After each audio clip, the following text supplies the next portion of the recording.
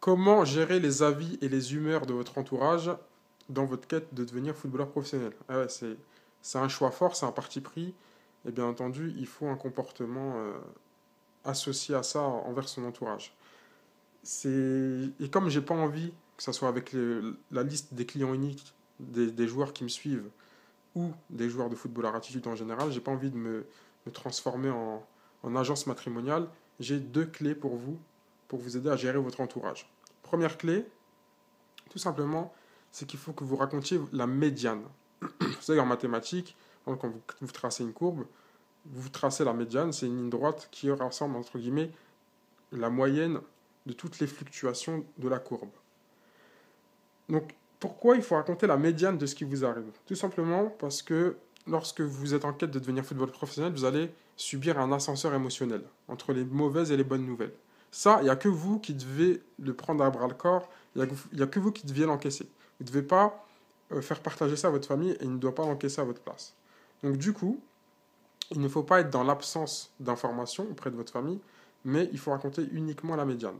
Un exemple tout simple, si vous racontez à votre femme que si vous demain vous avez juste un test, seulement un test dans un club professionnel et que vous le racontiez, elle va peut-être s'imaginer des choses. Et si vous n'êtes pas pris et 2 semaines après, par exemple, vous êtes, euh, vous êtes sans club, mais de manière très périodique, et vous êtes au bas du saut, là, peut-être qu'elle va pas comprendre. Oui, il y a 2 semaines, je pensais que tu allais devenir professionnel et aujourd'hui, parce qu'elle ne sait pas que la carrière d'un footballeur, ça fluctue énormément. Donc, il faut raconter une sorte de moyenne sur l'année de ce qui vous arrive. Je viens peut-être de te sauver la mise là. Deuxième clé, il faut que tout le monde à la table sache le chiffre que vous voulez faire avec les dés. Tout le monde à la table doit savoir ce que vous voulez faire avec les dés avant de les jeter. Donc, ayez des objectifs clairs et dites clairement ce que vous voulez. Parce que c'est très subjectif, la phrase «je veux devenir footballeur», c'est très très subjectif. Il y en a qui s'imaginent que vous allez jouer à Manchester United, il y en a qui s'imaginent que vous allez jouer en national. Il se trouve que vous allez réaliser votre objectif dans 3 ans de devenir pro en Ligue 2 et que votre entourage ne sera pas satisfait. Il va dire, bah, si on est mercredi soir, là, qu'est-ce qui se passe? Je te vois pas en Ligue des Champions. Qu'est-ce qui se passe?